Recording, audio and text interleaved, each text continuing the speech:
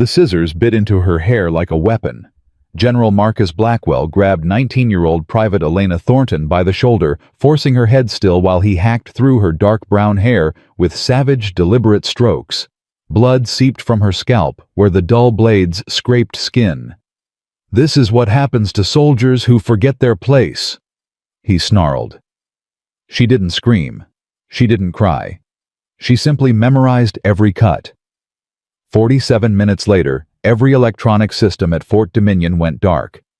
23 aircraft lost navigation. 60,000 personnel discovered that the teenage girl Blackwell had just brutalized held security clearances 7 levels above his own.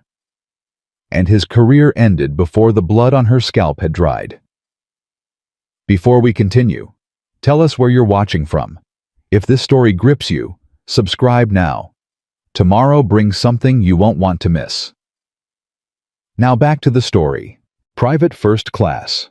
Elena Thornton walked through the main corridor of Building 47 with her head slightly lowered and her footsteps deliberately uneven. She had learned during her 14 months at Fort Dominion that confidence attracted attention, and attention was the enemy of invisibility. At 19 years old, she looked exactly like what everyone assumed. She was a young enlisted soldier barely out of high school, probably struggling to keep up with the demands of military life, definitely not worth remembering. Her dark brown hair was pulled back in a regulation bun that she arranged each morning with obsessive precision. Her uniform showed the wear patterns of someone who actually worked for a living, rather than someone who appeared at ceremonial functions. The soldiers she passed in the corridor didn't acknowledge her. The officers glanced through her as if she were furniture. This was exactly what she needed. "Hey, Thornton," Master Sergeant James Reyes called out from the IT support center doorway. "Got a ticket from Colonel Hayes. Her computer's doing that thing again." Elena stopped and turned with the practiced hesitation of someone who wasn't quite sure if she was being addressed. "The freezing issue, Sergeant." "Yeah, that one. She's got a briefing in 2 hours and she's already called 3 times asking when someone's coming." Reyes shook his head with the weary patience of a man who had been managing IT support for 15 years. "You know how colonels get." "I'll head up there now, Sergeant." Reyes studied her for a moment. Something about Elena had always struck him as slightly off, though he could never identify exactly what. She was competent, quiet, and completely forgettable, which made her an ideal technician for routine support work. But occasionally, when she thought no one was watching her, fingers moved across keyboards with a speed and precision that seemed inconsistent with her limited training. "You okay, Thornton? You seem distracted lately." Elena manufactured a small, uncertain smile. "Just tired, Sergeant. Long night studying for my next certification." "Good. Keep pushing yourself." Reyes turned back to his desk, already forgetting about her. "Let me know when Hayes is fixed." Elena walked toward the stairwell that led to the command section, her mind operating on 2 completely separate levels. On the surface, she was Private Thornton, a 19-year-old IT support technician heading to fix a colonel's computer. Beneath that carefully maintained exterior, she was Commander Elena Thornton, United States Cyber Command, one of only 6 people worldwide trained in quantum neural network operations. The reality of her situation would have been impossible for anyone at Fort Dominion to comprehend. 3 years ago, she had been a 16-year-old junior at Lincoln High School in suburban Maryland, bored in her AP computer science class, and convinced that her teacher, Mr. Patterson, had no idea what he was talking about when he claimed that government networks were essentially unhackable.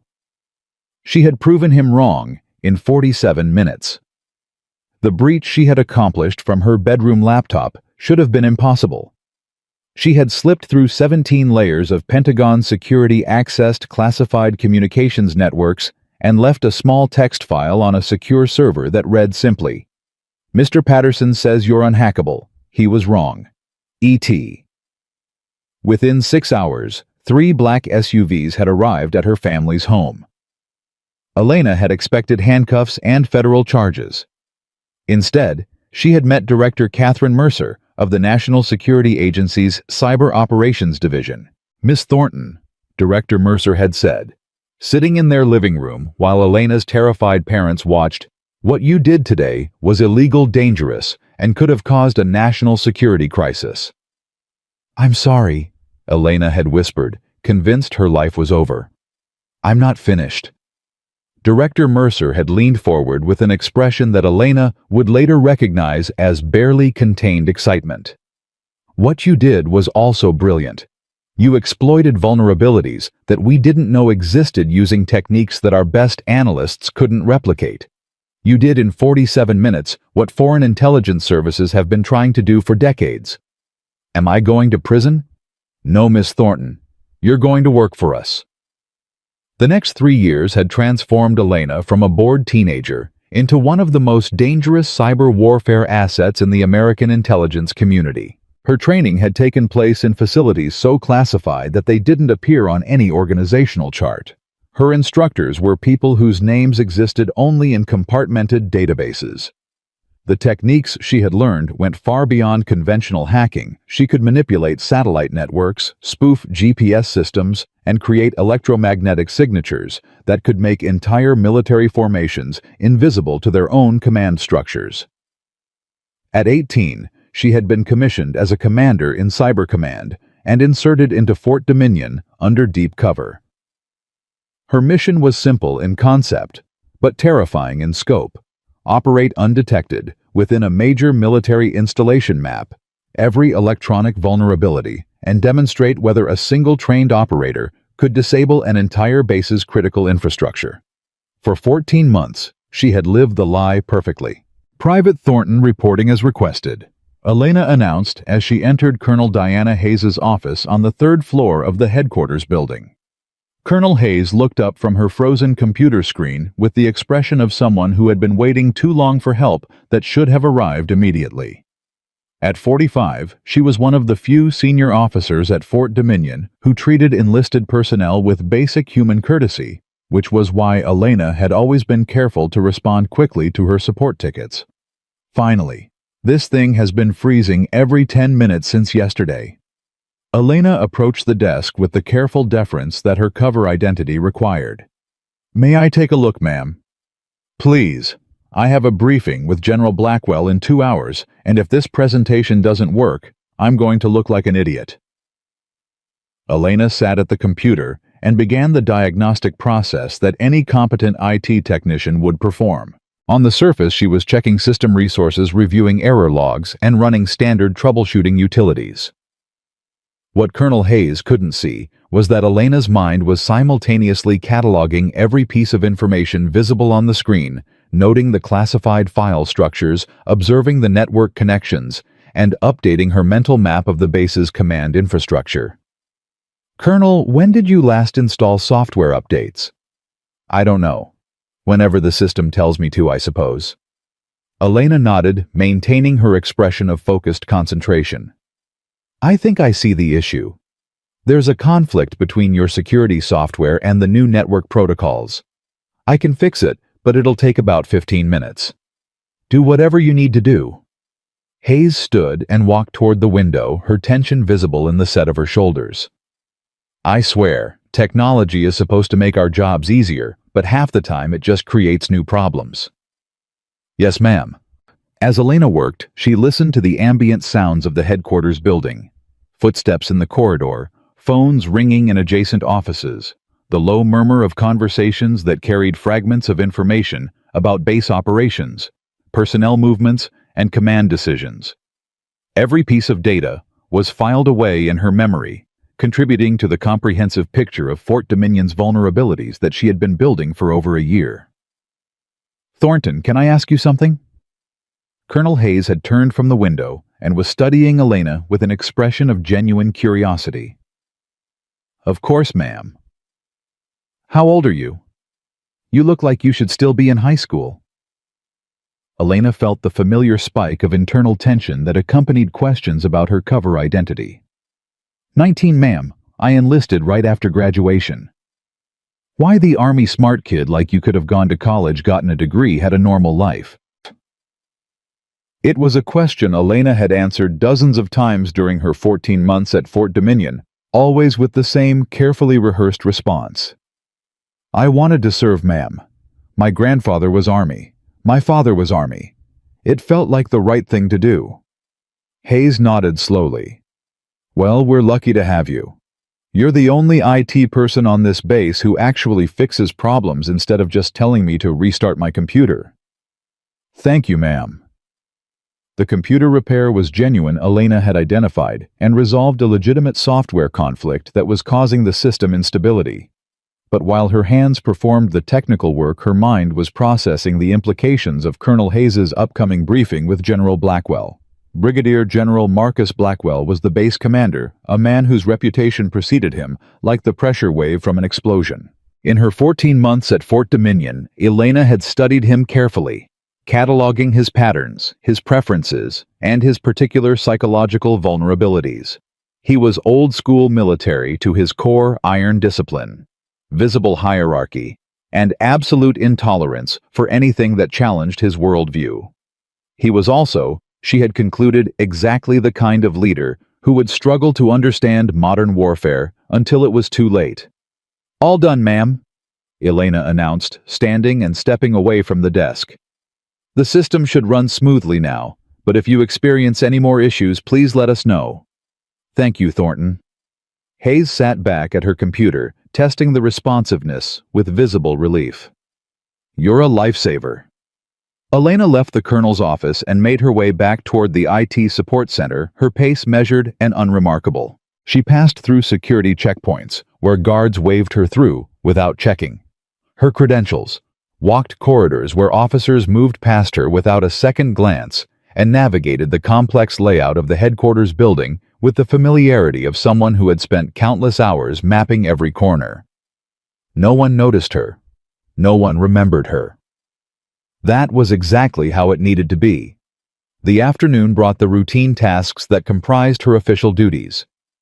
She responded to support tickets, replaced failing hard drives, updated network configurations, and performed the countless small technical services that kept Fort Dominion systems functioning.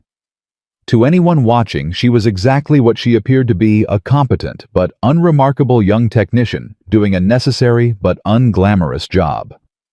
During her lunch break in the dining facility, Elena sat alone at a corner table eating mechanically while her mind reviewed the morning's intelligence collection. The conversation in Colonel Hayes's office had provided valuable context about command dynamics. The glimpse of her computer screen had revealed upcoming operation schedules. The ambient sounds in the headquarters building had suggested increased activity in the intelligence section. Hey, new girl.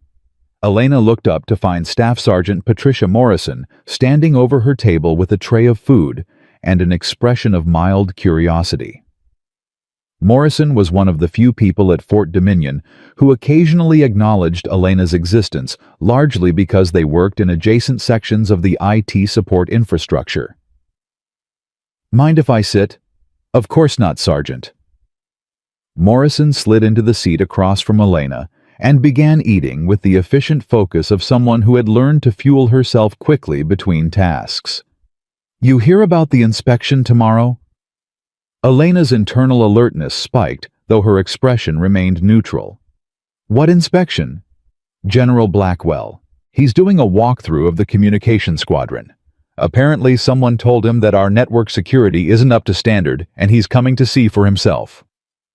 This was new information and potentially dangerous. General Blackwell's inspections were legendary for their intensity and unpredictability. He asked questions designed to expose weakness, challenged explanations that didn't meet his standards, and had no patience for technical complexity that he couldn't immediately understand.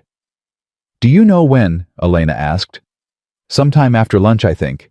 The whole section is freaking out. You know how he gets. Elena nodded, maintaining her expression of mild concern. Internally, she was already planning adjustments to her cover activities that would minimize her visibility during the inspection. The last thing she needed was direct interaction with Blackwell, whose instincts for identifying things that didn't fit his expectations were sharper than most people realized. I'm sure it'll be fine, she said. Our systems are solid. Yeah, well, try telling that to Blackwell. He thinks anyone who works with computers is automatically suspicious. Morrison shook her head. Old school, doesn't trust anything he can't shoot at. The conversation shifted to routine topics: base gossip, weekend plans, complaints about the food, and Elena participated with the careful enthusiasm that her cover required. But beneath the surface, she was recalculating her operational security protocols, identifying potential vulnerabilities in her cover story, and preparing contingency responses for the questions that a hostile commander might ask.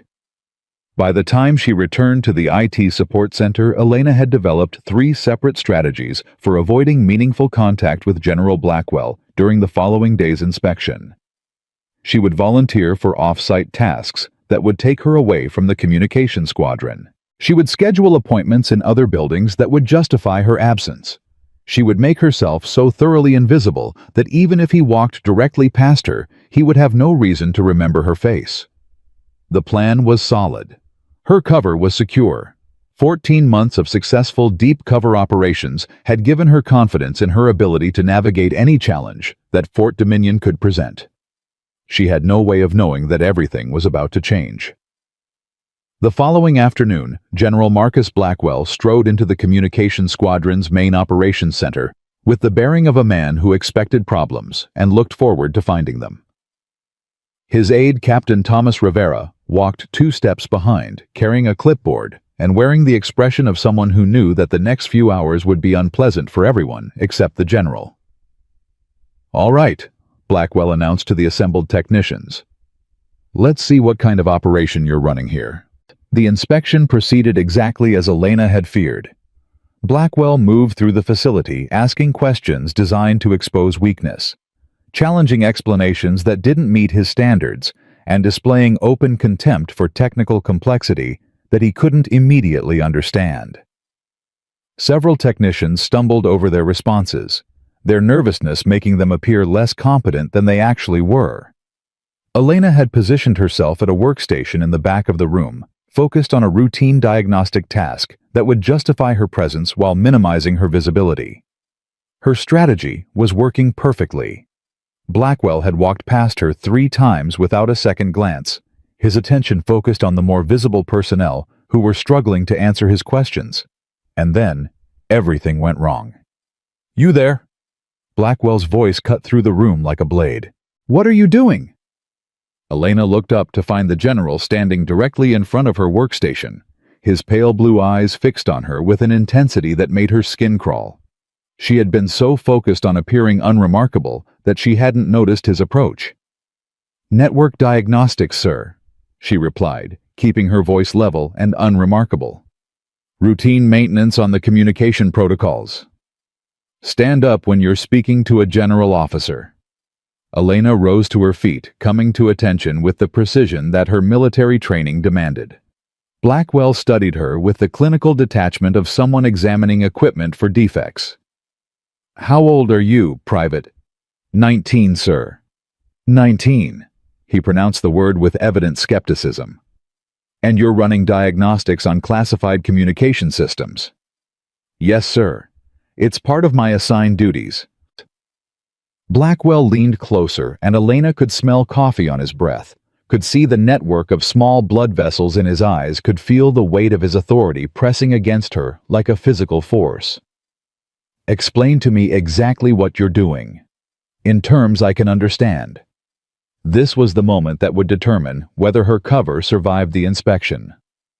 Elena had 2 choices: provide a simplified explanation that might satisfy his ego, but risk appearing condescending, or offer the technical precision that her work actually required, and risk triggering his contempt for complexity. She chose what she thought was the safer option.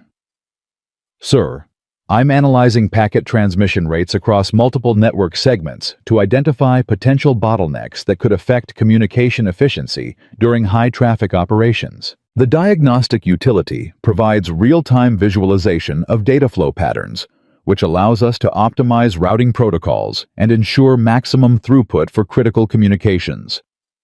She saw it in his eyes immediately. the flicker of incomprehension quickly replaced by the cold anger of a man who believed he had just been deliberately humiliated. He didn't understand what she had said, and her explanation, technically accurate and professionally appropriate, had made him feel stupid in front of his subordinates. "I see," Blackwell said slowly. "So you think you're smarter than me?" "No, sir. I asked you a simple question, Private, and you responded with a lecture designed to demonstrate your superiority." His voice had dropped to the dangerous quiet that experienced soldiers learned to recognize as the calm before administrative catastrophe. "Is that how they teach you computer people to treat senior officers?"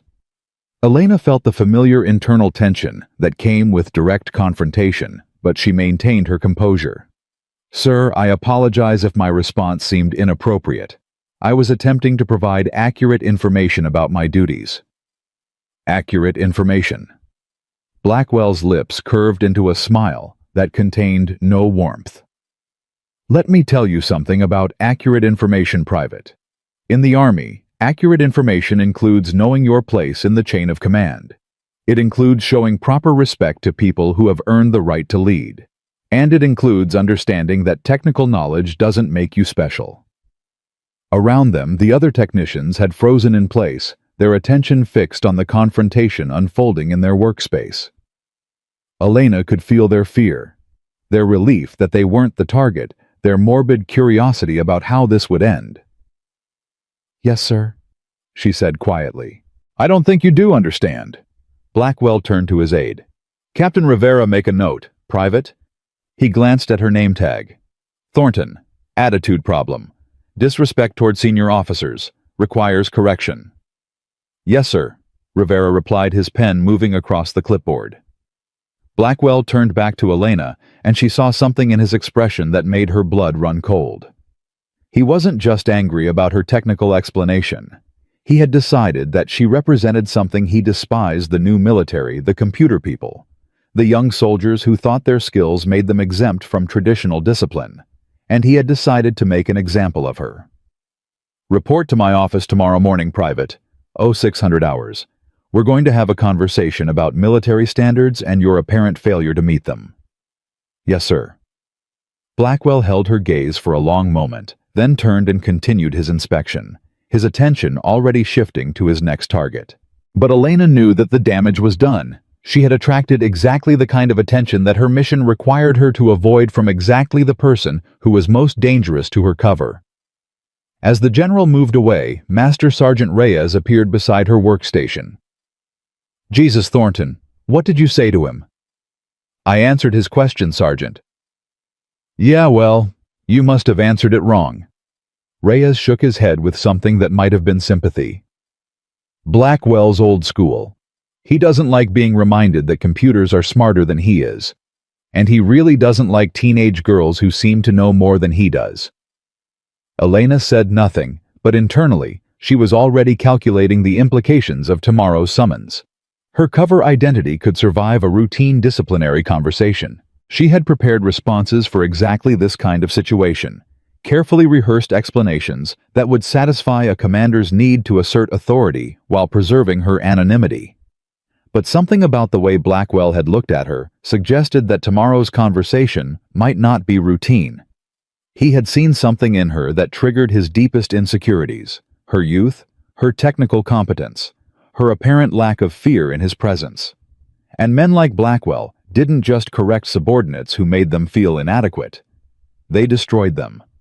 That night, Elena sat alone in her small barracks room, reviewing her operational security protocols and preparing for every possible scenario that tomorrow's confrontation might present. The room was Spartan: a bed, a desk, a small closet for her uniforms, but it contained everything she needed for her real work. Hidden in compartments that no inspection would ever find were the devices that connected her to the classified networks that comprised her actual mission. She considered reaching out to Director Mercer, reporting the situation and requesting guidance. But her training had emphasized operational independence, the importance of managing local challenges without escalating to higher authority unless absolutely necessary. A disciplinary conversation with a base commander, however unpleasant, didn't meet the threshold for emergency communication. Tomorrow, she would go to Blackwell's office. She would absorb whatever correction he chose to deliver. She would maintain her cover identity and continue her mission. She had no idea that the scissors were already laid out on his desk, waiting for her. Elena arrived at the headquarters building at 05:45, 15 minutes before her scheduled appointment. The corridors were nearly empty at this hour, occupied only by the skeleton crew of night shift personnel completing their handovers and the early morning administrators preparing for another day of bureaucratic warfare. Her footsteps echoed against the polished floors as she climbed the stairs toward General Blackwell's office. Each step felt heavier than the last, not from physical fatigue, but from the weight of uncertainty that had kept her awake most of the night. She had prepared for every scenario she could imagine, rehearsed every response that might be required, calculated every possible outcome of this confrontation. None of her preparations had included what was actually waiting for her. Private Thornton. The voice belonged to Technical Sergeant David Martinez Blackwell's aide, who sat at a desk outside the general's office. He looked up from his computer with an expression that Elena immediately recognized as carefully controlled discomfort. "You're early." "Yes, Sergeant. I didn't want to be late." Martinez studied her for a moment, and Elena saw something flicker across his face. Warning sympathy. Whatever it was, he suppressed it quickly. "The general will see you at 0600. Have a seat." Elena sat in the hard plastic chair positioned against the wall, her posture perfect, her hands folded in her lap, her expression neutral.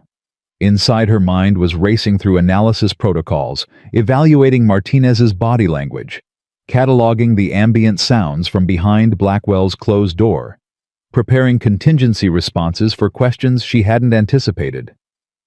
At exactly 05:58, Colonel Diana Hayes emerged from the stairwell and walked toward Blackwell's office. She paused when she saw Elena sitting in the waiting area. "Private Thornton, what are you doing here?" "General Blackwell requested my presence, ma'am. 0600 hours." Hayes frowned, her expression shifting from surprise to concern. "Regarding what?" "The inspection yesterday, ma'am. The general felt my responses were inappropriate." Something hardened in Hayes's eyes. She glanced at Martinez, then back at Elena. "Wait here. I'm going to speak with the general." Before Elena could respond, Hayes had already pushed through the door into Blackwell's office. The sound of voices filtered through the heavy wood. Hayes's measured tones, Blackwell's deeper rumble, but the words were indistinguishable. Martinez kept his eyes fixed on his computer screen, refusing to acknowledge the conversation happening behind the closed door. His deliberate avoidance told Elena everything she needed to know about what he expected to happen. The door opened. Hayes emerged with her jaw tight and her shoulders rigid. She walked past Elena without speaking, but as she passed, she placed her hand briefly on Elena's shoulder. The touch lasted less than a second, but it communicated more than words could have. "I tried. I'm sorry." "Private Thornton." Martinez's voice was flat. "The general will see you now." Elena rose and walked through the doorway into the office that would change everything. General Marcus Blackwell stood behind his desk with his hands clasped behind his back, his posture radiating the absolute authority of a man who had spent 32 years climbing the military hierarchy. Behind him, floor-to-ceiling windows revealed the pale light of early morning. His desk was immaculate, every item positioned with geometric precision, including the pair of military-issue scissors that lay directly in front of his chair. "Private Thornton, reporting as ordered, sir." "Close the door." Elena pulled the heavy door shut behind her, and the sound of it latching felt like the closing of a trap. She returned to attention, her eyes fixed on a point above Blackwell's head, her breathing steady and controlled. "At ease." Blackwell didn't move from his position. "Do you know why you're here, Private?" "Sir, I believe my responses during yesterday's inspection were perceived as disrespectful." "Perceived?" He let the word hang in the air. "That's an interesting choice of language. It suggests that you don't actually believe you were disrespectful. It suggests that I somehow misunderstood what you were doing." Elena felt the trap tightening. "Sir, that wasn't my intention. I apologize for any—" "I didn't ask for an apology. I asked if you know why you're here." "Yes, sir." "Then tell me." This was a test. Blackwell wanted her to condemn herself to provide the justification for whatever punishment he had already decided to deliver. Elena's training had covered this exact scenario, the hostile interrogation designed to force self-incrimination. The correct response was to acknowledge wrongdoing without providing ammunition for escalation. "Sir, during the inspection, I provided technical explanations that were more detailed than the situation required. I should have given simpler answers that addressed your questions directly without unnecessary complexity. My responses could have been interpreted as condescending, and I take full responsibility for that failure of judgment." Blackwell's eyes narrowed. "That's a very carefully worded statement, Private. Almost like you rehearsed it." "Sir, Here's what I think happened." He began walking around his desk, his movements slow and deliberate. "I think you saw a general officer asking questions about your work, and you decided to demonstrate how much smarter you are than everyone else in the room. I think you used technical jargon specifically because you knew I wouldn't understand it. I think you wanted to embarrass me in front of my own personnel. That wasn't my intention, sir." "Stop." He was closer now, close enough that Elena could see the small blood vessels in his eyes, could smell the coffee on his breath. "Stop telling me what your intentions were. Your intentions don't matter. What matters is what you did. And what you did was show profound disrespect for a senior officer who has spent more years serving this country than you've been alive." Elena remained silent. Anything she said now would only make things worse. "How long have you been in the Army, Private?" 19 months, sir. 14 at this installation." 19 months? He said it like a disease. "And in 19 months, what have you actually accomplished?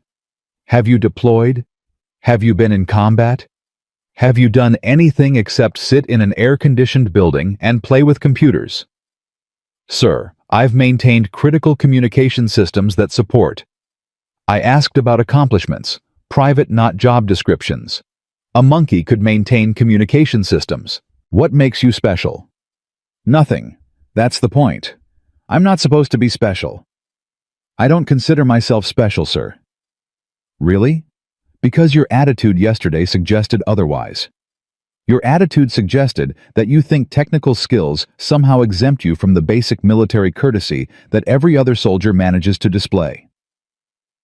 Blackwell stopped directly in front of her, so close that she could feel the heat radiating from his body. "Look at me, Private." Elena shifted her gaze to meet his eyes. What she saw there made her stomach clench. This wasn't anger. This was something deeper, more personal. He had decided that she represented everything wrong with the modern military. The young soldiers, the technology worshippers, the people who thought brains mattered more than chain of command. And he was going to break her.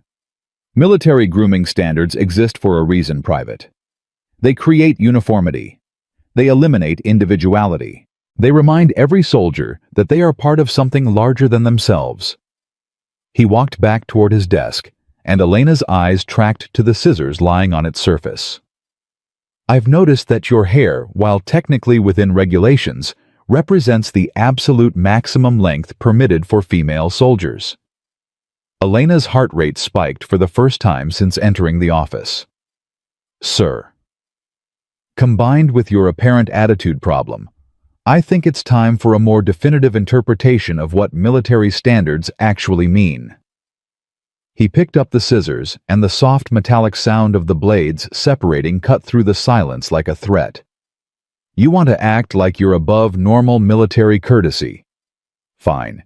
You can learn what real military discipline looks like." The door opened behind her. Colonel Hayes stepped into the office, her face pale but determined. "General, I must protest. Private Thornton's grooming is within established parameters. There's no regulation that permits—" "Colonel, Blackwell's voice was ice. "You're dismissed. This is between Private Thornton and me. Sir, as Deputy Commander for Operations, I have a responsibility to ensure that disciplinary actions are conducted appropriately. I request permission to remain as a witness." Blackwell's expression shifted into something that made Elena's blood run cold. "I said you're dismissed, Colonel.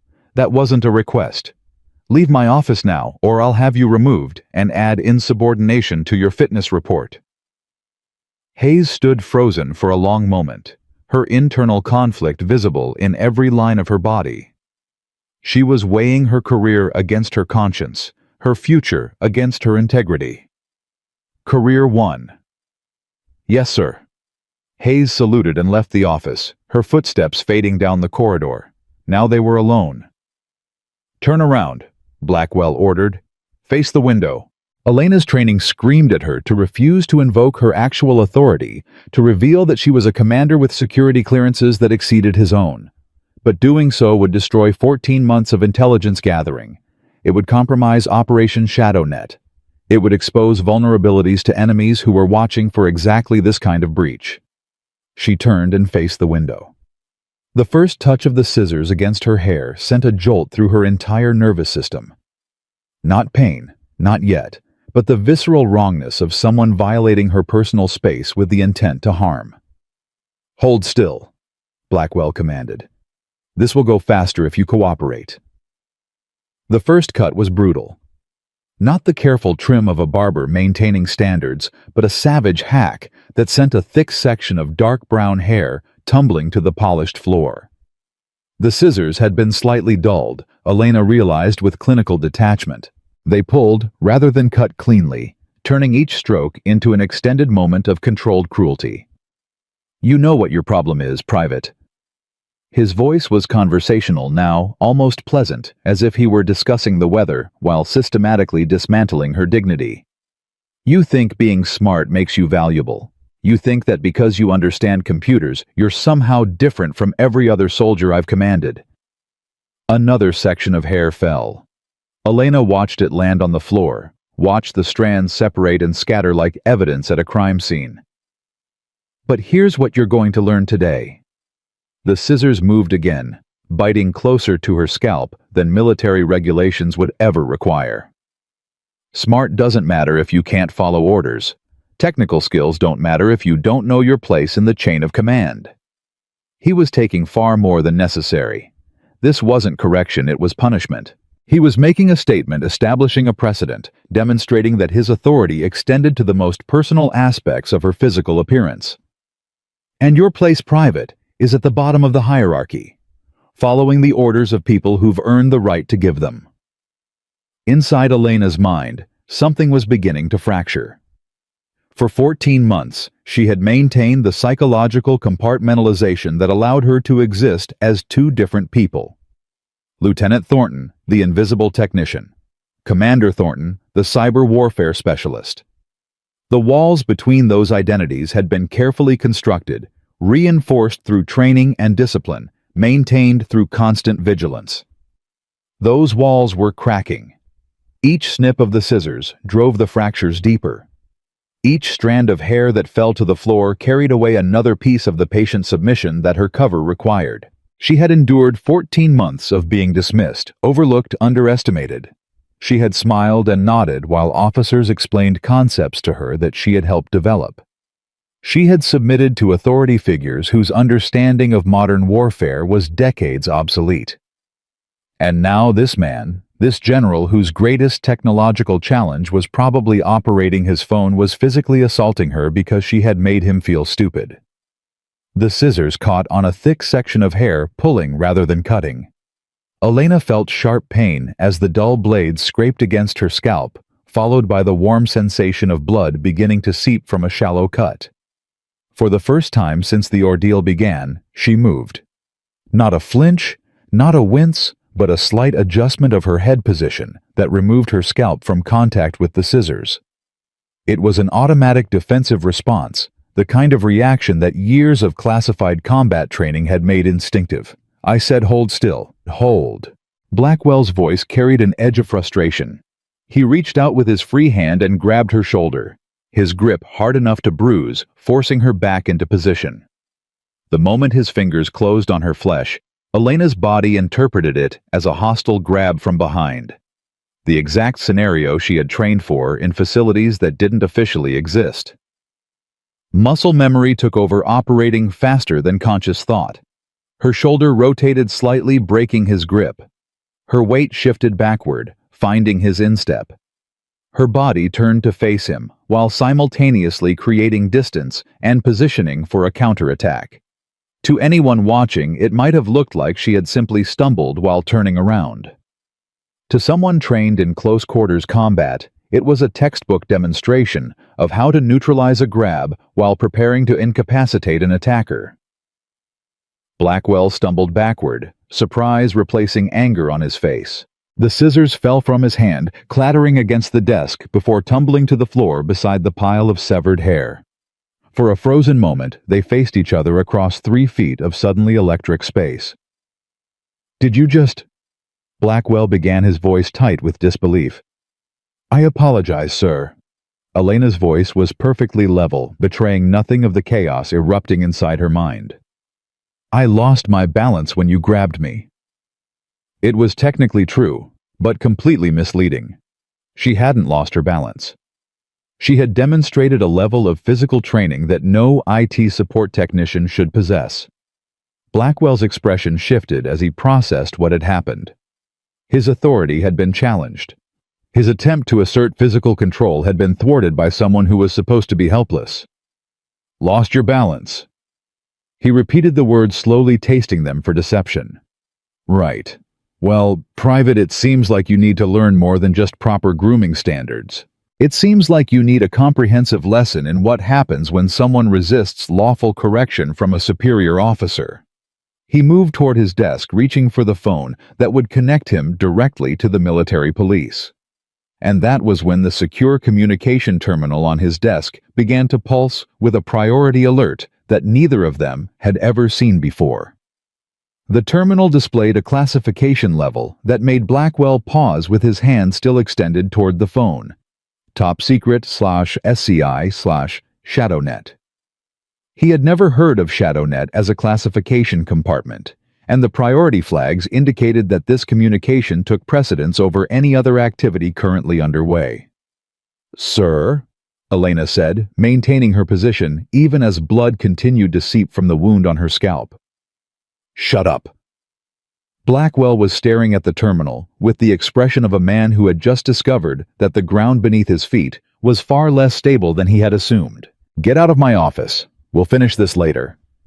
Elena saluted with mechanical precision, turned, and walked out of the office. She passed Martinez without looking at him, descended the stairs without holding the railing, and exited the headquarters building into the cold morning air.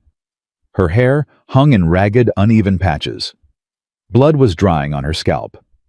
Every person she passed reacted with the carefully controlled non-reaction of people witnessing something they weren't supposed to acknowledge. But Elena barely noticed them. Something fundamental had shifted inside her during those minutes in Blackwell's office. The psychological architecture that had kept Commander Thornton separate from Private Thornton was no longer functional. The walls had cracked, then fractured, then begun to crumble entirely. For the first time in 14 months, Elena Thornton was no longer thinking about maintaining her cover. She was thinking about what she could do without it. The walk back to the communication squadron took 8 minutes. Elena used every second to conduct the kind of threat assessment that her real training had made instinctive. She cataloged the security cameras along her route, noted the patrol patterns of military police vehicles, identified the communication nodes that connected this section of the base to the larger network infrastructure. She had spent 14 months mapping every vulnerability at Fort Dominion, every frequency, every protocol, every system weakness that the base's own security personnel didn't know existed. She could disable the entire installation's electronic infrastructure with a few keystrokes. She could ground every aircraft blind, every radar silence, every communication channel. And the man who had just assaulted her had no idea what he had awakened. Master Sergeant Reyes looked up as Elena entered the IT support center, and his face went pale. Jesus Christ, Thornton. What the hell happened to you? Corrective action, Sergeant? Her voice was flat, emotionless. General Blackwell felt my grooming standards needed adjustment.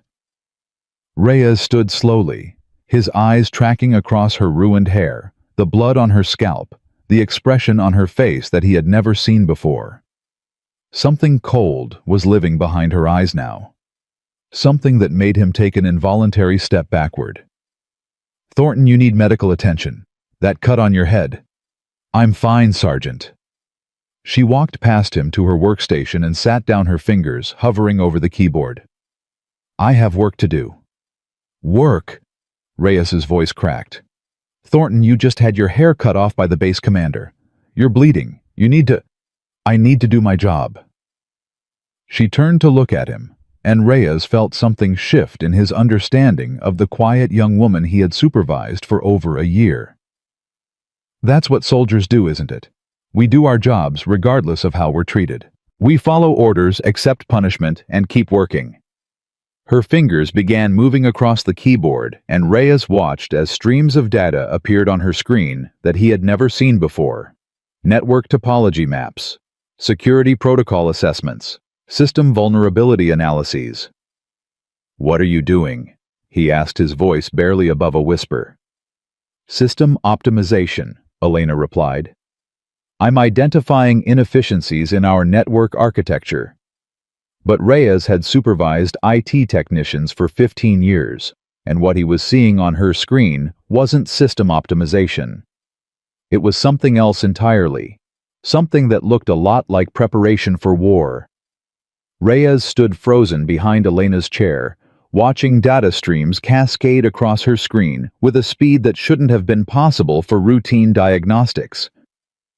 His 15 years of IT experience told him that whatever she was doing went far beyond the capabilities of a 19-year-old private with basic technical training. Thornton.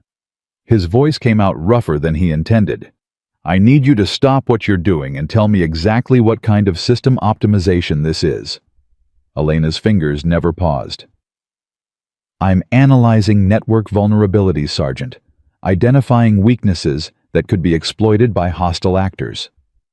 That's not your job. That's not anyone's job in this section. Vulnerability assessment is handled by specialized teams with clearances way above our pay grade. Someone should be doing it. Her voice carried an edge that Reyes had never heard before. Because in 14 months I've identified 247 distinct vulnerabilities in this base's electronic infrastructure. And nobody seems to care. Reyes felt his stomach drop. 247, Thornton, that's impossible. Our security protocols are updated constantly. We pass every inspection. Your security protocols were designed to counter conventional threats. Elena pulled up a new display that showed the base's communication network, in real time, every node pulsing with data traffic. They weren't designed to address the possibility that someone inside your perimeter might understand your systems better than you do. Someone like who? Elena finally turned to look at him, and Reyes took another involuntary step backward. The quiet, deferential teenager he had supervised for over a year was gone. In her place was someone whose eyes held a cold, analytical focus that seemed to evaluate him as a component rather than a person. Someone like me, Sergeant. Before Reyes could respond, Airman Chen burst through the door of the IT support center, his face pale with confusion. Sergeant, something's wrong with the network. Colonel Hayes just called her computers down again, and she can't reach anyone on the internal phone system. Reyes glanced at Elena's screen, then back at Chen. What do you mean she can't reach anyone? The phones are dead, Sergeant. All of them. And it's not just her office. I passed 3 people in the corridor trying to make calls and nothing's working. Elena's fingers moved across her keyboard with fluid precision. The communication relay in Building 12 just went offline, took the entire internal phone network with it. Reyes stared at her. How do you know that? Because I can see it. She gestured at her screen, where a schematic of the base's phone infrastructure now displayed a spreading pattern of red nodes. The failure is cascading.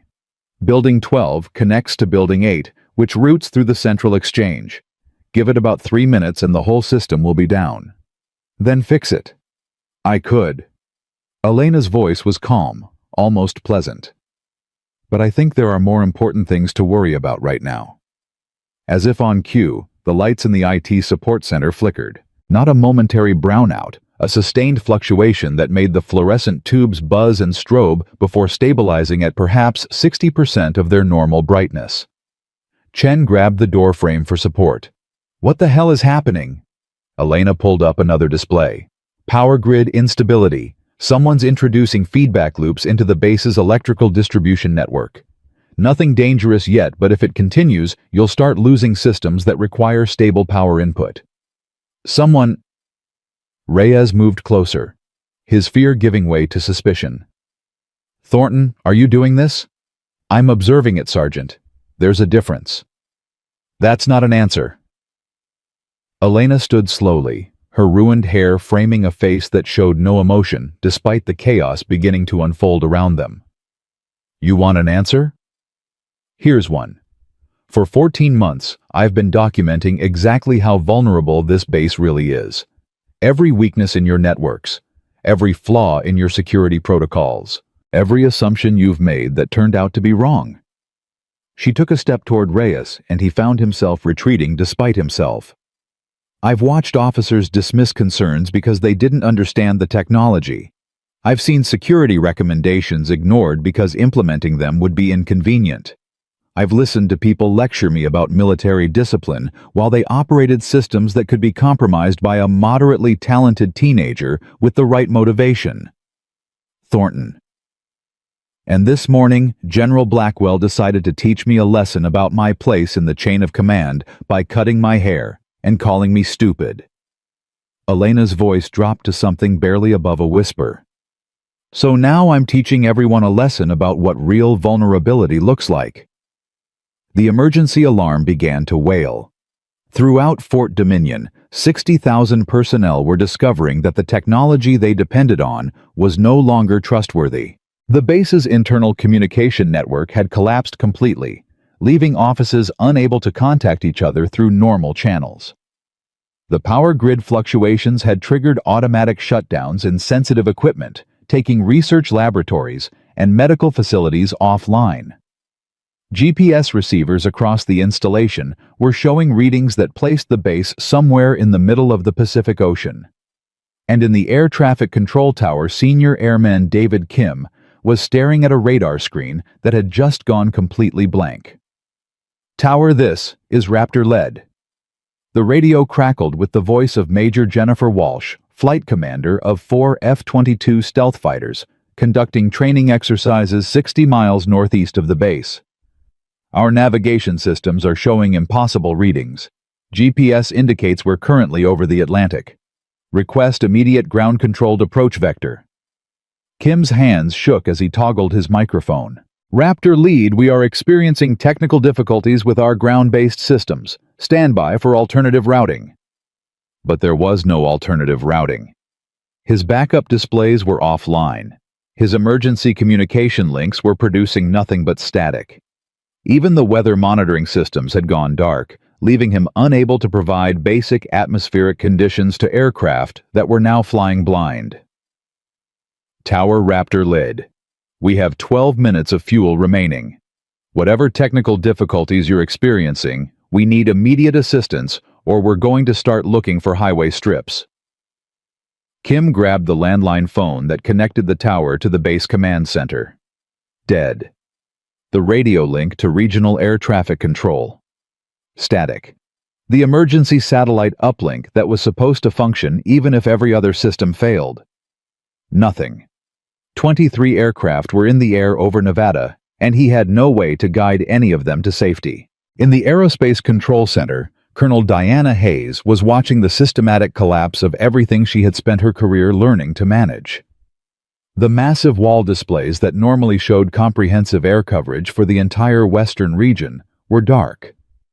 The satellite links connecting her facility to NORAD and the Pentagon had gone silent. Even the backup generators were struggling to maintain power to critical systems. Colonel Major Lisa Rodriguez called from the operations console. I've lost contact with all subordinate units. Missile warning is offline. Space surveillance is gone. We're completely blind. Hayes felt ice forming in her veins. Get me a hard line to General Blackwell. Use the emergency landline through the mechanical exchange that should be independent of the digital systems. Rodriguez tried the connection, listened, then shook her head. Nothing, ma'am. Even the analog infrastructure is dead.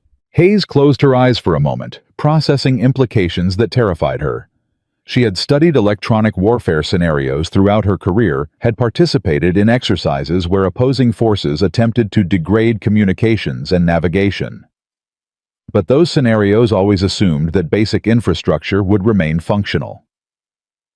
What was happening at Fort Dominion was something else entirely. Someone wasn't just jamming their systems or spoofing their signals. Someone was reaching into the fundamental architecture of the base's entire electronic environment and methodically destroying it from the inside out.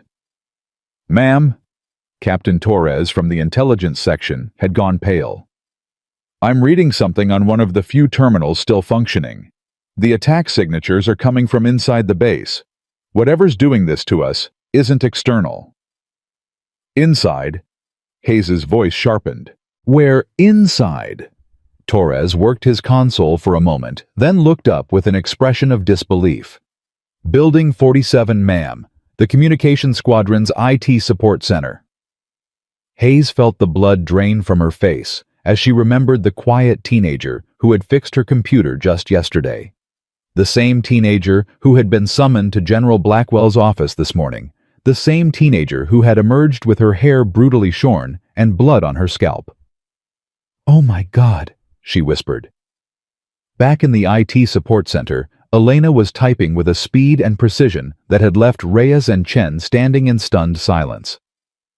Her screens displayed real-time status information from systems across the entire base: air traffic control, power distribution, communication networks, security protocols, all of it updating as various components failed in sequence. "Thornton," Reyes's voice cracked. "You have to stop this. People are going to die." "No one's going to die, Sergeant." Elena's fingers never paused. "Every failure I'm demonstrating is reversible. I'm not destroying systems, I'm showing you how easily they could be destroyed." The aircraft. There are planes in the air with nowhere to land. I'm aware. She pulled up a display showing the real-time positions of all airborne assets within 200 miles of Fort Dominion. Those pilots have 11 minutes of fuel remaining. Plenty of time for everyone to understand the lesson before I restore their navigation systems. This is insane. Chen had backed himself against the wall, his face white with terror. You're insane. I'm not insane, Airman. I'm demonstrating capabilities that your commanding officer decided didn't deserve respect. Elena's voice carried an edge that cut through Chen's panic. This morning, General Blackwell grabbed me by the shoulder and cut off my hair because I made him feel stupid. He wanted to teach me about my place in the hierarchy. She turned to face them both, and the cold focus in her eyes made Reyes's heart stutter. Well, now I'm teaching him about his place. And his place is at the mercy of systems he doesn't understand, controlled by people he's been trained to dismiss. You can't do this. Reyes tried to inject authority into his voice. I'm your supervisor. I'm ordering you to stop. You're not my supervisor, Sergeant. Elena's smile was thin and humorless. You never were. You just thought you were because that's what your paperwork said. The emergency lighting activated as the main power grid experienced another fluctuation. Red light bathed the room, casting shadows that made Elena's ruined hair look like a wound. For 14 months, she continued, I've let everyone here believe I was just another teenage private doing routine IT support. I fixed computers. I ran cables. I smiled and nodded when officers explained concepts to me that I helped develop in facilities you don't know exist. What are you talking about? I'm talking about the fact that my security clearance is 7 levels above General Blackwell's. I'm talking about the fact that I was recruited by the National Security Agency at 16, after I accidentally breached Pentagon security systems that were supposed to be unhackable. I'm talking about the fact that I'm one of 6 people in the world trained in quantum neural network operations, and I could disable the entire American military infrastructure with about 3 hours of focused effort. Reyes and Chen stared at her in stunned silence. So when your base commander decided to assault me because I used words he didn't understand, he wasn't just cutting the hair of some disposable teenage private. He was attacking one of the most classified and valuable assets in the entire Department of Defense. She turned back to her console. And now everyone gets to learn what that means. The door to the IT support center burst open. Colonel Hayes stood in the doorway, flanked by 2 military police officers who had their hands on their sidearms. Her face was pale but determined. Private Thornton.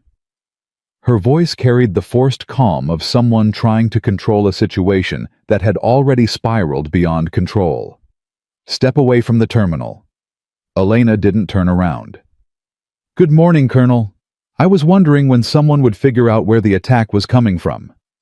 I said step away. Or what?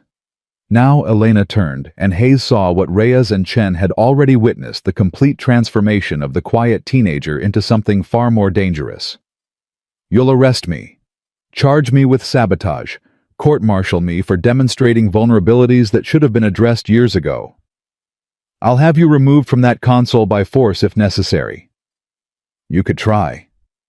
Elena's fingers remained poised over the keyboard. But I should warn you, if I'm interrupted, before I'm ready to restore these systems, the failures become permanent. Your aircraft run out of fuel. Your communication blackout extends for weeks instead of hours. The cascade effects I've initiated continue until they've destroyed infrastructure that can't be rebuilt.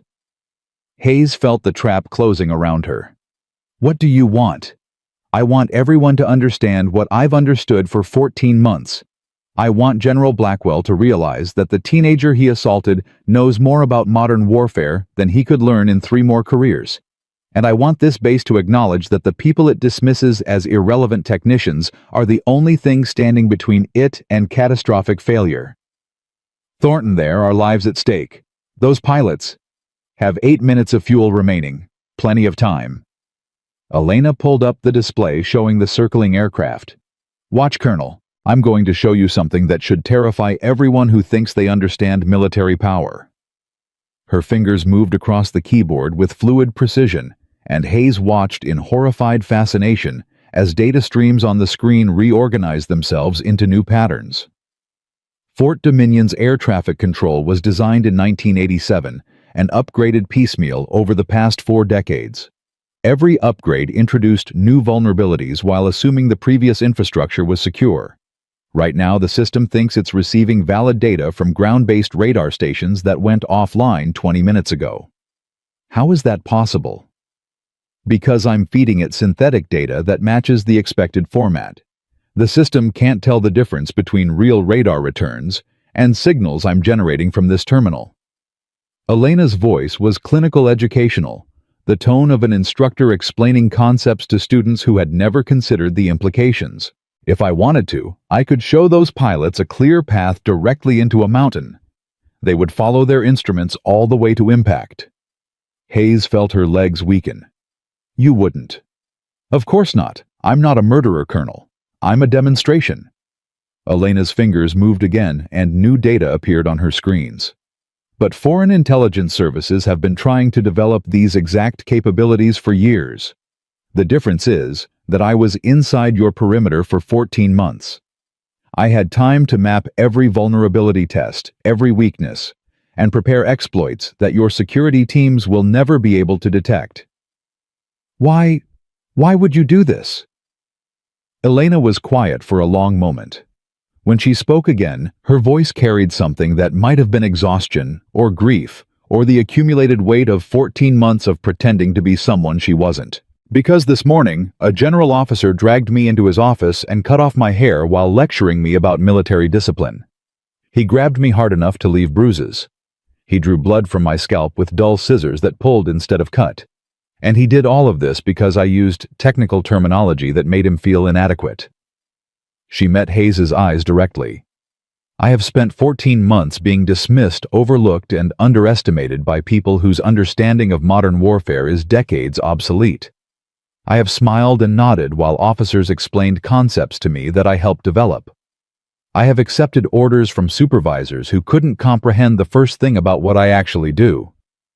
And General Blackwell's assault was the final straw. General Blackwell's assault broke something inside me, Colonel. The psychological conditioning that kept me functioning in this cover identity wasn't designed to handle being physically attacked by someone I was supposed to respect. The walls that separated who I pretended to be from who I actually am, they cracked. Then they fractured. Then they fell apart completely. The emergency lights flickered again, and somewhere in the distance, alarms continued to wail. I didn't plan this, Colonel. When I left Blackwell's office this morning, I fully intended to maintain my cover and continue my mission. But somewhere between his office and this building, I realized that I was done pretending to be powerless. I was done accepting abuse from people who couldn't comprehend what I'm capable of. Hayes studied the young woman who had transformed from a quiet teenager into someone whose capabilities could reshape military doctrine for decades. What happens now? Elena glanced at her screen. Now, Colonel, you have a choice. You can try to have me arrested, in which case the systems I've disabled stay disabled until they fail permanently. Those pilots run out of fuel. Your communication blackout extends indefinitely.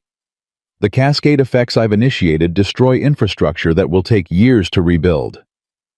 Or you can contact General Blackwell and tell him that the teenager whose hair he cut this morning would like to have a conversation. A real conversation, not the kind where he cuts off my hair while lecturing me about respect. Hayes felt the weight of impossible choices pressing down on her shoulders. And if he agrees to talk? Elena's smile was thin and cold. Then I'll demonstrate something even more impressive than breaking his base. I'll demonstrate that I can fix it, all of it. Everything, every system I've disabled in about 30 seconds.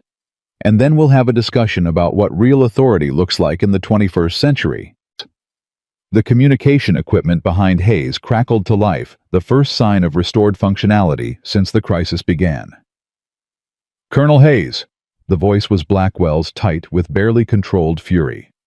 I've just received a priority communication from the National Security Agency. It seems that the private I disciplined this morning is not who her records indicate. Elena's fingers paused over the keyboard. Get her to my office, now. And Colonel, the director of the NSA, is on hold waiting to speak with all of us. Hayes looked at Elena, who was already rising from her workstation. It seems General Blackwell is ready for that conversation. Good. Elena walked toward the door, her ruined hair and blood-stained scalp making her look like a survivor of something terrible. Because I have a lot to teach him about modern warfare. She paused at the threshold and looked back at Reyes and Chen, who remained frozen against the wall. By the way, Sergeant, the aircraft have 4 minutes of fuel remaining. I'll restore their navigation systems on my way to the General's office, assuming, of course, that no one tries to stop me. No one tried to stop her. Elena walked through the corridors of the headquarters building with Colonel Hayes 2 steps behind her, and every person they passed stopped to stare. The young woman with brutally shorn hair and dried blood on her scalp moved with a confidence that hadn't existed an hour ago. The invisible teenager had become something else entirely, something that made experienced soldiers step aside and avert their eyes. The navigation systems, Hayes said quietly as they climbed the stairs toward Blackwell's office. You said you would restore them. Elena pulled out her tablet without breaking stride, her fingers dancing across the screen. Already done. Raptor lead should be receiving valid GPS data right now. They'll land safely. How do I know you're telling the truth? You don't. Elena glanced back with an expression that carried no malice, only exhaustion. But you also don't have a choice except to trust me. That's the lesson, Colonel.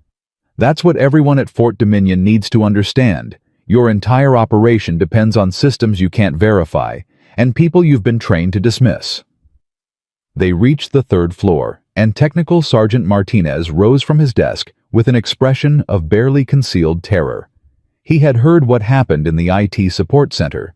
The rumors had spread through the base's informal communication networks, even faster than Elena had disabled the formal ones.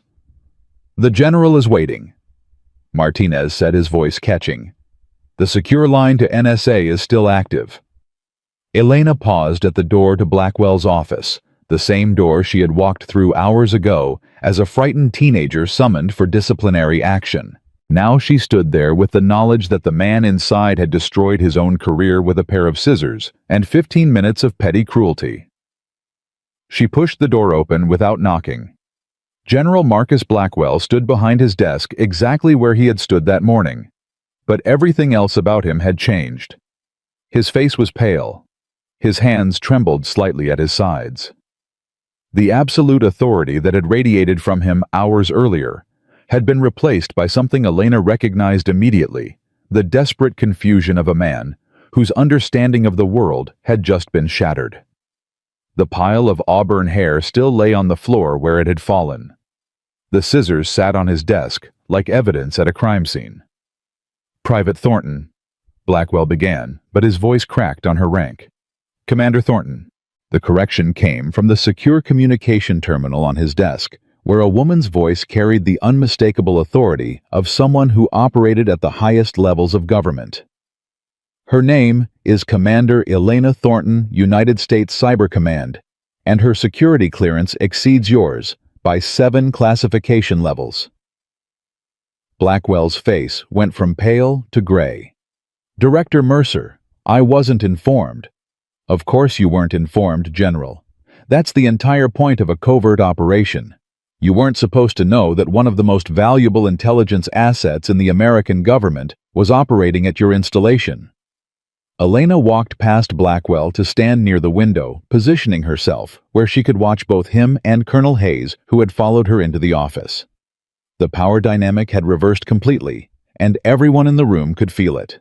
"Commander Thornton," Director Mercer continued through the terminal, "please provide General Blackwell with a summary of Operation ShadowNet."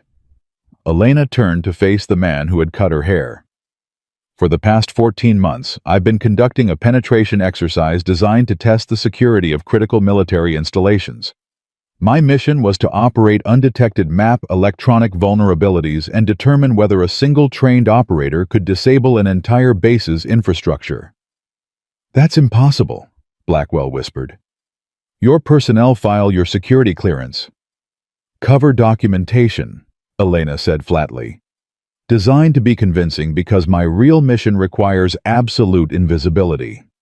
I was recruited by the NSA at 16 after I breached Pentagon security systems that were supposed to be unhackable.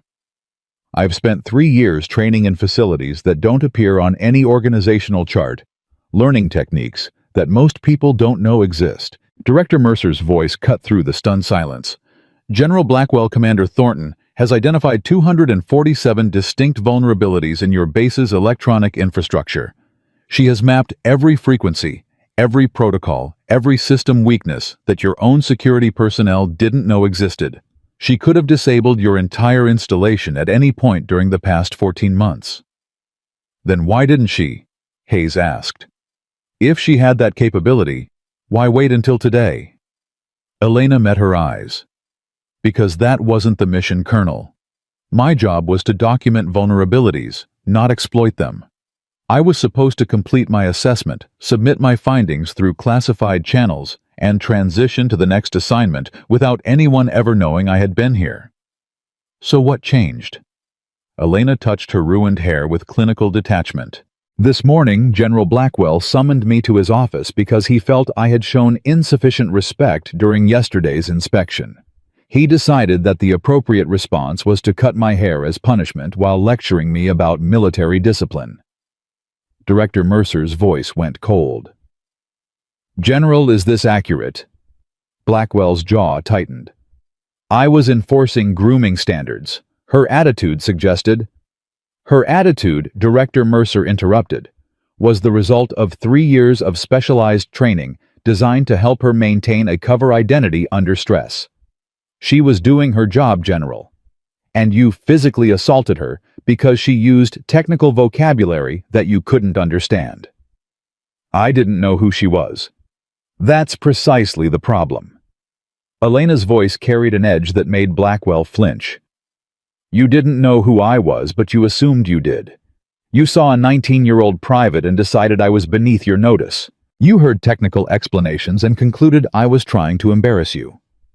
You interpreted competence as disrespect, because the idea that a teenage girl might understand something better than you was intolerable to your ego. The silence that followed was devastating. Commander Thornton, Director Mercer said, please restore all base systems to full operational status. Elena pulled out her tablet and typed for approximately 30 seconds. Throughout Fort Dominion systems that had been dark for over an hour suddenly came back online. Radar screens in the air traffic control tower began painting targets. Communication networks reconnected. Power grids stabilized. GPS receivers started showing accurate positions. In less than a minute, she had undone everything she had demonstrated. That's not possible, Blackwell breathed. One person can't control all of those systems simultaneously. One person just did. Elena set her tablet on his desk next to the scissors he had used on her hair. And the terrifying part, General, is that I'm on your side. I spent 14 months protecting your base from the exact kind of attack I just demonstrated. I quietly corrected 3 separate attempts by foreign intelligence services to penetrate your networks. I hardened vulnerabilities that your own security teams didn't know existed. She leaned closer, and Blackwell took an involuntary step backward. You should have been grateful that someone like me was looking out for you. Instead, you decided to humiliate me because I made you feel inadequate. Colonel Hayes spoke carefully. Commander Thornton, what happens now? That depends on General Blackwell. Elena straightened her expression, shifting from anger to something that resembled exhausted professionalism. Director Mercer, what are the recommendations from Washington? General Blackwell, you are hereby relieved of command pending investigation. Colonel Hayes will assume temporary authority over Fort Dominion until a replacement can be designated. You will surrender your security credentials and remain on base until military police arrive to escort you to a secure facility for processing. Blackwell's face contorted. You can't do this. I've served this country for 32 years. I've commanded troops in combat. You've assaulted a federal officer conducting classified operations. Director Mercer cut him off. You've compromised national security through your inability to recognize that modern warfare requires capabilities you don't understand, and you've demonstrated that your judgment is so fundamentally flawed that you cannot be trusted with command authority. This is insane. Blackwell's voice rose. She's the one who shut down the base. She's the one who put lives at risk. She demonstrated vulnerabilities that you were responsible for addressing. Director Mercer's tone left no room for argument. The fact that a 19-year-old could bring your entire installation to its knees, using skills she developed in her teenage years, should terrify you, General. It certainly terrifies us. Elena watched Blackwell's face cycle through denial, anger, bargaining, and finally, something approaching acceptance. The man who had cut her hair while lecturing her about military discipline was beginning to understand that his career was over, destroyed not by enemy action or combat failure, but by his own inability to recognize capability when it didn't fit his expectations. General, she said quietly, I want you to understand something. When I walked into this office this morning, I was prepared to accept whatever punishment you decided to deliver. I had contingency responses ready for disciplinary action, even unfair disciplinary action. I could have maintained my cover through almost anything. Then why didn't you? Because you didn't just punish me.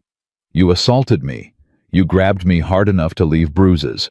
You cut my scalp with scissors that pulled instead of cut. You did everything in your power to humiliate and degrade me, not because I had actually done anything wrong, but because I made you feel stupid. Elena's voice remained level, but something in her eyes made Blackwell look away. The psychological conditioning I underwent was designed to help me tolerate professional stress, difficult assignments, unreasonable supervisors, even unfair treatment. It wasn't designed to help me tolerate being physically attacked by someone I was supposed to respect. I didn't know. You didn't care. The words cut through his protest like a blade. You saw a teenage girl who seemed too confident, and you decided to break her. Well, General, you succeeded. You broke the conditioning that kept me functioning in my cover identity. You shattered the walls that separated who I pretended to be from who I actually am. She gestured toward the window beyond which base operations were resuming normally. And now everyone at Fort Dominion knows what happens when you underestimate the wrong person. The door opened and 2 military police officers entered the office. Their faces showed the professional neutrality of personnel executing orders they didn't fully understand. General Blackwell, the senior MP announced, "We've been instructed to escort you to the security office, pending investigation." Blackwell looked at Elena one last time, and she saw something in his expression that might have been recognition. He finally understood what he had done, and more importantly, what he had failed to see. The quiet teenager who had fixed computers and run cables for 14 months had been the most dangerous person on his base the entire time. "Commander Thornton," he said, his voice hollow. "For what it's worth, I'm sorry." "No, you're not." Elena's response carried no anger, only exhaustion. "You're sorry you got caught. You're sorry the consequences are worse than you expected. But you're not sorry for what you did to me this morning. You still believe that cutting my hair was justified because I made you feel inferior." She turned away from him.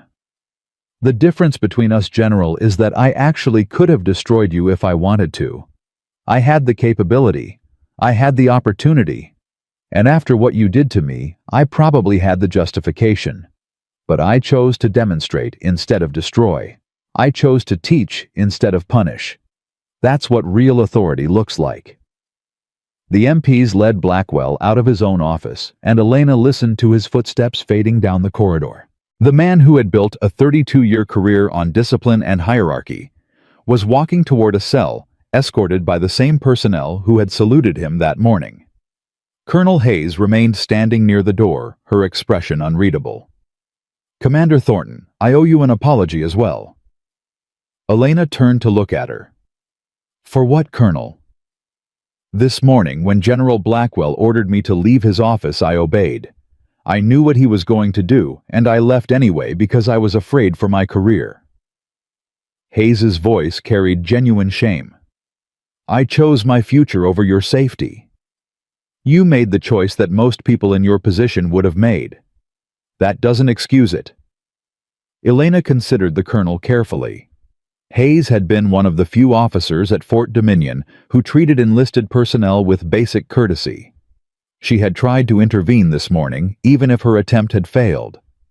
And now she was taking responsibility for her failure, instead of making excuses. "Colonel, may I offer you some advice?" "Of course." "In the next few weeks, you're going to be asked to implement security improvements based on the vulnerabilities I've identified. Some of those improvements will be expensive. Some will be inconvenient. And some will require you to acknowledge that your previous assumptions about base security were fundamentally wrong."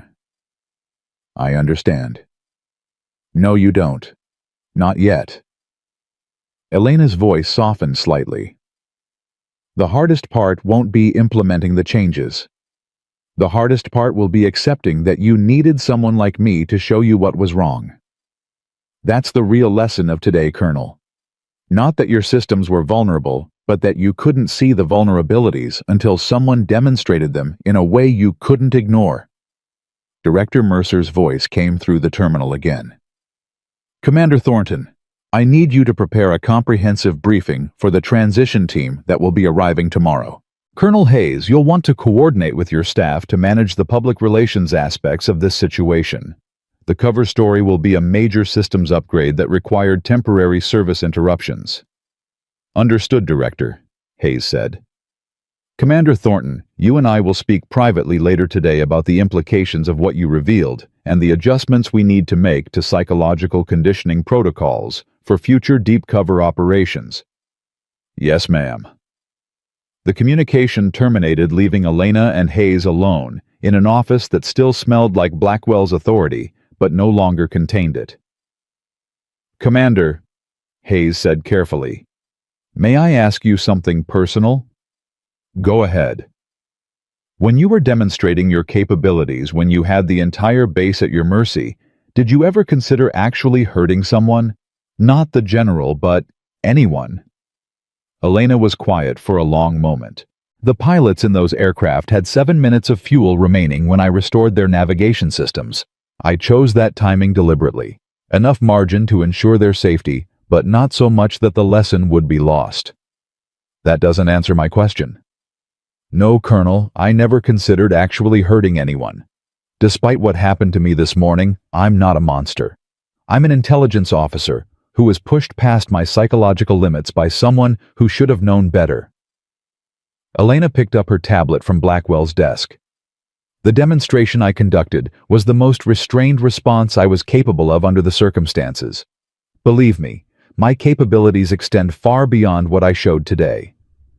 Hayes absorbed this information with visible unease. "That's not entirely reassuring." "It's not meant to be. You should be uncomfortable, Colonel. Everyone at Fort Dominion should be uncomfortable. The technology that your base depends on is held together with assumptions and wishful thinking, protected by people you've been trained to underestimate." Elena walked toward the door. "Until that changes, you're vulnerable, and the enemies who are developing capabilities like mine aren't going to show the restraint I showed today." She paused at the threshold. "I'll have the briefing materials ready by tomorrow morning. In the meantime, I suggest you review the personnel files of everyone in technical support roles at this installation. Some of them might actually be who their records say they are. Some of them might not." "How would I tell the difference?" Elena's smile carried no warmth. "That's exactly the point, Colonel. You probably can't." She left the office and walked down the corridor toward the stairs, passing the desk where Martinez sat with his face pale and his hands shaking. He had watched his commanding officer escorted away by MPs and witnessed a teenage private revealed as someone whose capabilities exceeded his understanding. "Sergeant Martinez," Elena said, pausing beside his desk. He looked up at her with the expression of someone who had just learned that the world was far more complicated than he had believed. "Commander, the scissors that the general used this morning are still on his desk. Someone should collect them as evidence." "Yes, ma'am." Elena continued down the stairs and out of the headquarters building, emerging into afternoon light that seemed too ordinary for what had just occurred. Base operations were resuming around her vehicles, moving personnel, walking between buildings, aircraft taxiing on distant runways. Everyone was pretending that the morning's events had been a normal system malfunction, a technical glitch that had been resolved. They would learn the truth eventually. The cover story would hold for the public, but within the military intelligence community, what had happened at Fort Dominion would become a case study in organizational blind spots and the dangers of underestimating unconventional threats. And at the center of that case study would be a 19-year-old girl with ruined hair and blood on her scalp, who had demonstrated that real authority had nothing to do with rank or position or the ability to cut someone's hair as punishment. Real authority came from understanding systems better than anyone else and having the capability to prove it. Elena walked back toward the barracks that had been her home for 14 months, knowing that her time at Fort Dominion was ending. Tomorrow would bring transition teams and briefings and the beginning of her next assignment. But tonight, she would sit alone in her small room and process what had happened, not just the assault, but everything that had followed. She had broken her cover. She had revealed capabilities that were supposed to remain hidden. She had demonstrated exactly how dangerous she could be when pushed past her psychological limits. And somewhere in a secure facility, General Marcus Blackwell was beginning to understand that the hair he had cut from a teenage girl's head had actually belonged to one of the most sophisticated weapons in the American intelligence arsenal. The lesson had been delivered. The base had been silenced. And nothing at Fort Dominion would ever be the same. 6 months passed like a fever dream. Elena stood in the secure corridor outside Hearing Room 4B waiting for the signal that would summon her to testify before the joint session of the Senate Armed Services Committee and the House Permanent Select Committee on Intelligence. Her hair had grown back to regulation length, styled with professional precision that revealed nothing of the trauma that had triggered its loss. The commander's insignia on her uniform gleamed under the fluorescent lights, no longer hidden beneath a private's cover identity, but displayed openly as acknowledgement of who she had always been. The woman who walked these corridors now bore little resemblance to the invisible teenager who had fixed computers at Fort Dominion. That person had existed for 14 months, carefully constructed and meticulously maintained, until a general with scissors had shattered the architecture that held her together. Commander Thornton. A young aide approached with the nervous energy of someone who had heard the classified briefings about what she had done. "They're ready for you." Elena nodded and followed him toward the heavy doors that led to the hearing room. Beyond those doors sat some of the most powerful people in the American government. Senators and representatives who controlled military budgets, intelligence oversight, and the future direction of national security policy. They had read her reports. They had reviewed the classified assessments, and now they wanted to hear directly from the 19-year-old who had brought a major military installation to its knees. The doors opened, and Elena walked into the chamber. Senator Patricia Walsh, the committee chairwoman, watched her approach the witness table with an expression that combined professional respect and barely concealed fascination. At 72, Walsh had spent 4 decades in Washington, had chaired committees on everything from agriculture to foreign relations, and had believed she understood how military power worked. The briefings on Elena Thornton had challenged everything she thought she knew. "Commander Thornton," Walsh said, as Elena took her seat before the assembled committee members. "Thank you for appearing before this joint session. Your written testimony has been reviewed by all members present, but we have questions that require your personal response. I am prepared to answer any questions within my authorization, Senator. Let's begin with the obvious one." Walsh leaned forward slightly. "You've testified that the vulnerabilities you identified at Fort Dominion exist throughout our military infrastructure. Can you explain to this committee exactly how extensive these problems are?" Elena felt the familiar weight of classified knowledge pressing against the boundaries of what she was permitted to reveal. "Senator, during the past 6 months, my teams have conducted penetration exercises at 47 installations worldwide. In every single case, we successfully identified critical vulnerabilities, mapped attack vectors, and demonstrated the ability to disable key systems without detection." A murmur rippled through the committee members. "Every case," Senator Walsh repeated. "Yes, ma'am. The fundamental problem is that our security protocols were designed to counter conventional threats.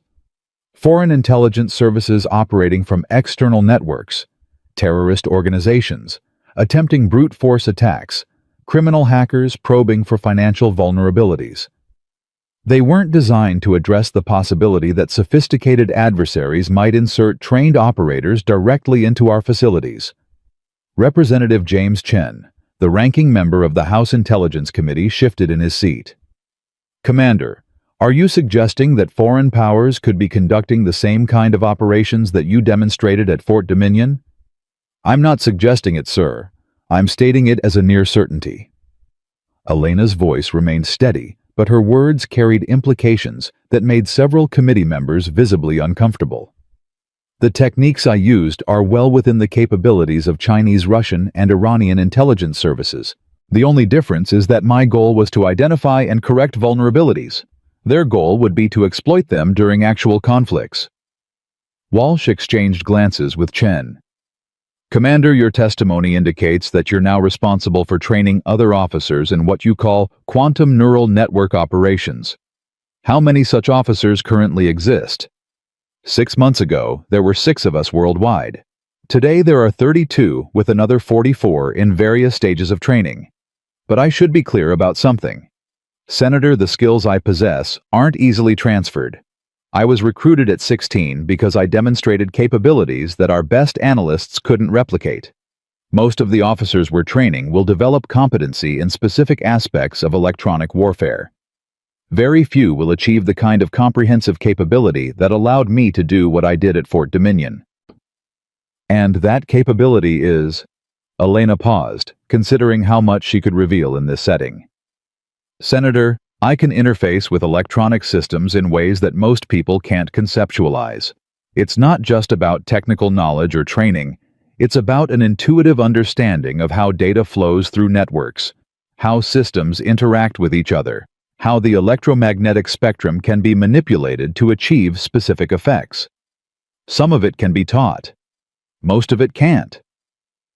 Representative Maria Santos, who had been reviewing classified documents throughout Elena's testimony, looked up with an expression of concern.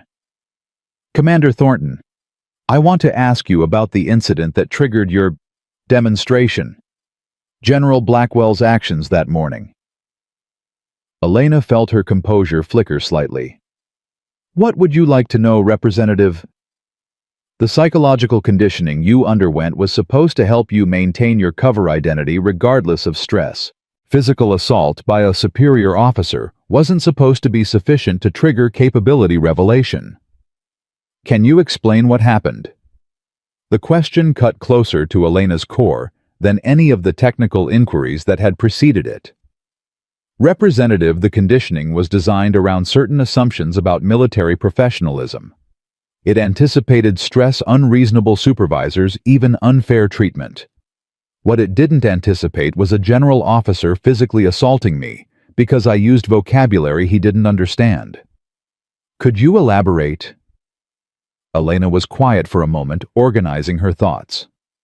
For 14 months I maintained my cover identity by suppressing everything that made me who I actually am. I pretended to be less intelligent, less capable, less aware than I really was. I smiled and nodded when officers explained concepts to me that I had helped develop. I accepted orders from supervisors whose understanding of modern warfare was decades obsolete. That must have been difficult. It was necessary for the mission, and I was trained to handle it. Elena's voice remained steady, but something in her eyes suggested the cost of that handling. What I wasn't trained for was a general officer grabbing me hard enough to leave bruises while hacking off my hair with dull scissors. The disconnect between military professionalism and petty authoritarianism created cognitive dissonance that my conditioning couldn't resolve. Senator Walsh leaned back in her chair. Commander, what happened to General Blackwell? He was court-martialed and convicted of assault conduct unbecoming an officer and obstruction of classified operations. He was sentenced to dismissal from service, forfeiture of all pay and allowances, and 24 months confinement. He's currently serving his sentence at the United States Disciplinary Barracks at Fort Leavenworth. Do you believe that sentence was appropriate? Elena considered the question carefully. Senator, I believe the sentence was legally appropriate given the charges. Whether it was morally appropriate is a different question. General Blackwell destroyed a 32-year career because he couldn't accept that a teenage girl might understand something better than he did. He assaulted a federal officer because his ego couldn't tolerate being made to feel inadequate. She paused, choosing her next words with precision. In some ways, he's suffering consequences that will affect him for the rest of his life. In other ways, he's gotten off easy. If I had been an actual enemy operative instead of an American intelligence officer, his actions could have compromised national security in ways that would have cost lives. Representative Chen nodded slowly. Commander, your testimony has implications that go far beyond Fort Dominion. You're essentially saying that our entire military infrastructure is vulnerable to the kind of attack you demonstrated. Yes, sir. That's exactly what I'm saying. And what do you recommend we do about it? Elena activated the tablet she had brought to the hearing, projecting classified displays onto screens, visible only to committee members with appropriate clearances. First, we need to implement multi-domain electronic operations training for senior officers at all levels. Military leaders need to understand not just the capabilities of their own systems, but the ways those systems can be compromised. She advanced to the next display. Second, we need to establish red team penetration exercises at all critical facilities. We need to constantly test our security assumptions through realistic scenarios that replicate the techniques actual enemies would use. Another display. Third, we need to develop human intelligence capabilities specifically focused on identifying insider threats. The most dangerous enemies aren't necessarily the ones who attack from outside. They're the ones who position themselves inside our perimeter and operate undetected for extended periods. Senator Walsh studied the displays with evident concern. Commander, how much would these recommendations cost to implement? Billions of dollars, Senator, over multiple years. But I should point out that the cost of not implementing them could be measured in something far more valuable than money. Such as lives, Senator. If a foreign power develops capabilities similar to mine and positions operators inside our critical infrastructure, they could disable our military response during a crisis. Aircraft wouldn't fly. Ships wouldn't navigate. Missiles wouldn't launch. Communications wouldn't function. We would be blind, deaf, and paralyzed at exactly the moment when we needed to respond to aggression. The hearing room fell silent as the committee members absorbed the implications.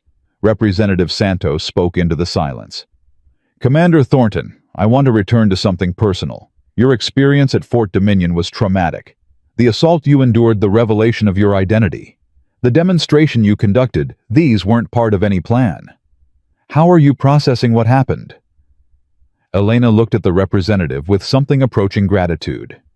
Most of the questions she had fielded during the past 6 months had focused on technical capabilities, policy implications, and institutional responses. Very few people had asked how she was actually doing. Representative, I won't pretend that what happened didn't affect me. For 14 months, I lived a lie. I suppressed who I was, endured daily dismissals and underestimations, and accepted treatment that would have been intolerable if anyone had known my real identity. When General Blackwell assaulted me, something broke inside me that I'm still trying to understand. She paused, organizing thoughts she rarely shared. The demonstration I conducted wasn't planned. It was the result of psychological conditioning failing under circumstances it was never designed to handle. I made decisions in those hours that could have had catastrophic consequences if anything had gone wrong. The fact that everything worked out doesn't mean I handled the situation correctly. Are you saying you regret what you did? I'm saying I wish it hadn't been necessary. I wish General Blackwell had recognized that competence doesn't diminish when it comes in unexpected packages. I wish our military culture was better at identifying capability regardless of age, gender, or appearance. I wish the people responsible for protecting critical systems understood those systems well enough to recognize when something is wrong. Elena's voice carried a weight that silenced the room. But since none of those things were true, what happened at Fort Dominion was probably inevitable. If not with me, then with someone else. If not at that base, then at another installation. The vulnerabilities I exposed have existed for years. The attitudes that created them have existed for decades. Sooner or later, someone was going to demonstrate that the Emperor had no clothes. Senator Walsh glanced at her fellow committee members before asking her final question. Commander Thornton, if you had to summarize the most important lesson from your experience, what would it be? Elena considered the question for a long moment. When she answered, her voice carried the conviction of someone who had paid for her wisdom with blood and trauma. Senator, the most important lesson is that in modern warfare, appearances can be completely deceiving. The most dangerous enemies don't necessarily look dangerous. The most capable allies don't necessarily appear capable. And the most critical vulnerabilities aren't obvious to people who think they already understand their own systems. She stood preparing to conclude her testimony. 6 months ago, a general officer tried to teach me my place by cutting my hair. What he actually did was force the most powerful military in history to confront how completely it had underestimated the digital battlefield and the people who fight on it. Her voice strengthened as she delivered her final words. Age doesn't determine capability. Rank doesn't equal competence. And the people you dismiss as insignificant might be the only one standing between you and catastrophic failure. That's the lesson of Fort Dominion. That's what everyone in a position of authority needs to understand, and that's what I'll spend the rest of my career teaching to anyone willing to learn. The hearing concluded 2 hours later, after additional questions that probed every aspect of Elena's experience and recommendations. By the time she emerged from the secure facility, the December afternoon had faded into evening, and the streets of Washington were quiet with the peculiar stillness that settled over the Capitol during the holiday season. Director Catherine Mercer was waiting for her in a black government sedan parked at the curb. "Get in," she said simply. Elena slid into the back seat, and the vehicle pulled away from the curb with the smooth efficiency of a driver who was accustomed to transporting people whose conversations couldn't be overheard. "You did well in there," Mercer said. The committee was impressed. "They were terrified," Elena corrected. "There's a difference. Terror can be productive. It motivates people to take action they might otherwise avoid." Mercer studied Elena with the clinical assessment of someone who had been managing intelligence assets for 30 years. "How are you really doing?" "I answered that question in the hearing." "You gave them a carefully calibrated response designed to be honest without revealing too much. I'm asking for the version you don't share with congressional committees." Elena watched the city lights pass outside the window, thinking about how to answer a question she had been avoiding for 6 months. "I'm functional. The training you gave me is still working even after what happened. I can do my job. I can testify. I can train other officers. I can be who you need me to be." But I'm different now. The walls I built between my cover identity and my real self, those walls didn't just crack at Fort Dominion. They shattered, and I don't think they can be rebuilt. Mercer nodded slowly. "That's why we're not sending you back into deep cover. Your value to the program now is as a trainer, an advisor, and occasionally a demonstrator. The era of Elena Thornton pretending to be someone she's not is over." "Is that supposed to make me feel better?" "It's supposed to be honest. What Blackwell did to you changed the trajectory of your career. It exposed capabilities that were supposed to remain hidden and forced us to accelerate programs that weren't ready for public awareness. But it also proved something important." "What's that?" "It proved that you're not just technically capable. It proved that even under extreme stress, even when your conditioning failed, you made choices that minimized harm while achieving your objectives. You could have destroyed Fort Dominion permanently. You could have caused casualties. You could have exposed classified programs to our enemies. Instead, you conducted a controlled demonstration that revealed vulnerabilities without creating permanent damage." Mercer's voice softened slightly. "That's not just skill, Commander. That's judgment. And judgment is something we can't train into people. It has to be there from the beginning." Elena turned away from the window to face her director. "The pilots in those aircraft had 7 minutes of fuel remaining when I restored their navigation systems. I cut it close enough to make the lesson stick, but not so close that anyone would die. For 6 months I've been telling myself that I maintained control, that I knew exactly what I was doing, that the demonstration was calibrated and professional. And I'm not sure anymore. When I was sitting in that IT support center, watching systems fail across the base, part of me was terrified that I was going too far. And part of me wanted to go further. Part of me wanted Blackwell to understand exactly how badly he had underestimated me. That's human, Elena. Anyone in your position would have felt the same thing.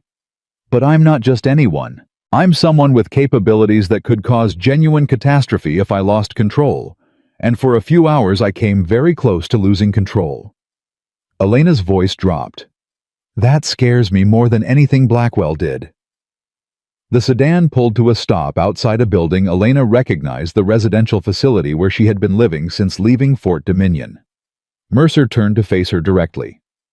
"Elena, I'm going to tell you something that isn't in any of the classified briefings. Something that the congressional committees will never hear. When we recruited you at 16, we didn't fully understand what we were getting. We saw a teenager who had breached Pentagon security and assumed we could shape you into a useful asset. What we actually got was someone whose capabilities exceed anything we anticipated, and whose judgment has consistently proven sound, even under circumstances that would break most people. Mercer's eyes held Elena's with an intensity that demanded attention. What happened at Fort Dominion wasn't a failure of your conditioning. It was a demonstration of who you actually are when the constraints are removed. And who you are is someone who maintains ethical boundaries even when violating them would be easy and arguably justified. I don't feel ethical. I feel angry. I feel damaged. I feel like something inside me changed that morning, and I don't know how to change it back. Maybe you shouldn't try to change it back. Mercer's voice carried unexpected gentleness. Maybe what you're feeling is exactly what you should feel after being assaulted by someone who was supposed to protect you. Maybe the anger and the damage are appropriate responses to an inappropriate situation. Elena absorbed this in silence. The question isn't whether you were affected by what happened, Mercer continued. The question is what you do with those effects. You can let them consume you, or you can channel them into something productive. From what I've seen over the past 6 months, you've chosen the productive path. Training other officers, implementing security improvements, testifying before Congress, changing how the entire American military thinks about electronic warfare and insider threats. That's not nothing, Elena. That's legacy-level impact. That's the kind of influence that most people never achieve in their entire careers. The driver opened Elena's door, and she stepped out onto the quiet street. Before the door closed, she turned back to face Mercer. Director, can I ask you something? Of course. If Blackwell hadn't assaulted me, if he had just given me a verbal counseling and sent me back to my duties, would any of this have happened? The demonstrations, the revelations, the congressional hearings, the security overhauls? Mercer considered the question carefully. Probably not. Your mission would have continued. You would have completed your assessment and moved to the next assignment. The vulnerabilities you identified would have been documented in classified reports that might have sat in databases for years before anyone acted on them. So, in a way, what Blackwell did was useful. His assault triggered changes that wouldn't have happened otherwise. Don't do that to yourself, Elena. Don't try to find meaning in what he did by treating it as necessary or beneficial. Blackwell assaulted you because he was a small man who couldn't tolerate being challenged by someone he considered inferior. There was nothing noble or useful about his actions. The fact that good things eventually resulted doesn't redeem what he did. Elena nodded slowly, feeling something loosen in her chest that she hadn't realized was clenched. Thank you, Director. For what? For not telling me to get over it. For not suggesting that the positive outcomes justify the trauma. For treating what happened as wrong even if the consequences turned out better than expected. Mercer's expression softened into something that might have been maternal concern. Get some rest, Commander. Tomorrow brings more briefings, more training sessions, more opportunities to turn what happened to you into changes that protect others from similar treatment. That's the best revenge you know. Not destroying the people who hurt you, but building systems that make it harder for them to hurt anyone else. The sedan pulled away, leaving Elena alone on the quiet street. She stood for a moment breathing the cold December air and processing the weight of everything that had happened since that morning at Fort Dominion. 14 months of invisibility, 1 morning of assault, 6 months of transformation, and ahead of her, a career that would be defined not by the trauma she had endured, but by what she chose to build from its wreckage. She walked toward this entrance of her building, her footsteps steady and deliberate. Behind her lay the memory of a general with scissors, the pile of hair on a polished floor, the blood seeping from her scalp.